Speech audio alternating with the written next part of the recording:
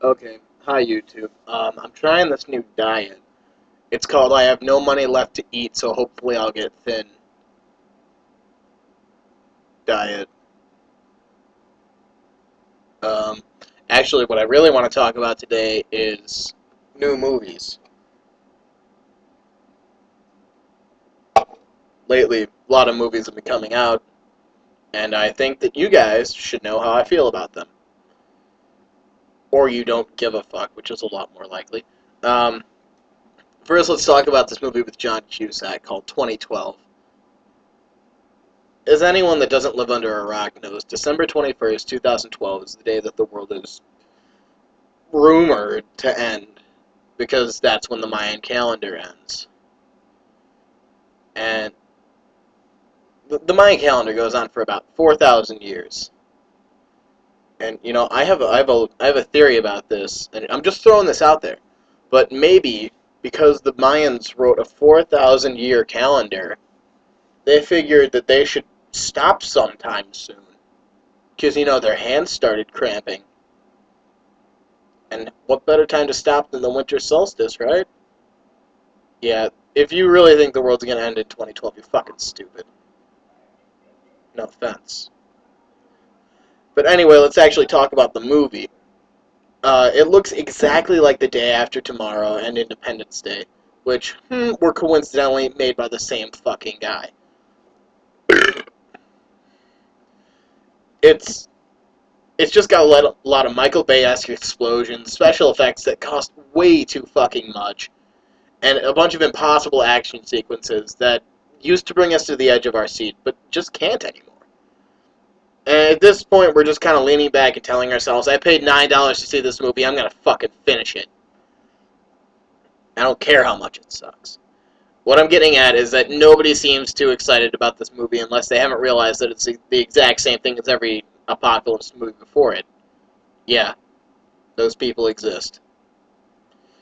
The other movie I want to talk about is that movie called The Box, which was being advertised on YouTube a while ago. It's based off a short story by someone called Richard Matheson and was adapted to the screen by Richard Kelly. Uh, this guy wrote that 2001 psych thriller Donnie Darko, which is by far one of my favorite movies, but even though I still can't figure out what the fuck's going on, I've seen it about 15 times, and honestly, that was Richard Kelly's only good film. And, well, anyway, back to the actual movie I'm talking about. The Box is pretty much about this couple who gets a knock at their door one day from some guy dressed in all black with a fedora, a briefcase, and for some reason half his face missing. He tells Cameron Diaz and her husband that they press a button, they kill a random person, but they get $1 million cash. Okay, first of all, there's no way you're letting a dude that looks like that into your home. Least of all with a creepy score behind it. And second of all, I mean seriously, how can you not figure that there's some sort of fucking catch? But anyway, the commercial pretty much tells you that they press the button and shit gets all sorts of fucked up. Like it's their son that's gonna die, and if their son doesn't die, Cameron Diaz is gonna die, or something like that. You see, I don't know anything about the movie, but I'm pretty fucking sure that's what's gonna happen, because, they did the commercial wrong. And I can see this movie coming from a mile away, because it's been done a million different times in a million different forms. It's supposed to be another thriller, but Richard Kelly was a one-hit wonder and should really learn to stop. Kind of like Madonna or DirecTV with all those dead people in their commercials. I want to talk about the Cleveland show for a little bit. A lot of my stuff is scripted, and this next bit is not. The rest of that was.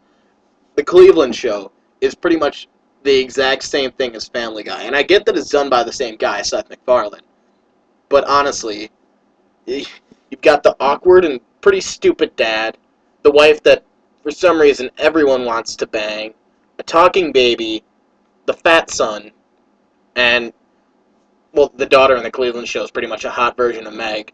The bear in the Cleveland show, Tim, is pretty much there just to talk in a really crappy accent and to be a bear. Yeah, it's true, he's just there to be a bear. But it's, like, seriously, there is... The only discerning difference between that and Family Guy is skin color. And that might sound racist, but you know it's fucking true. It does the cutaway thing, and just like Family Guy does. And that's what Family Guy is known for. And I understand that Seth MacFarlane has a lot of ideas and he needs outlets for them. But seriously, if you're gonna have an outlet for ideas, make it a fucking good one. Like American Dad. American Dad is probably one of my favorite animated shows right now. Just because, well, first of all, it doesn't do the cutaway thing where it's just a bunch of interchangeable jokes whenever they want them to be. And second of all, just because it presents conservatives in a view that I find completely hilarious since I'm pretty fucking liberal. But American Dad is probably, it is one of my favorite shows.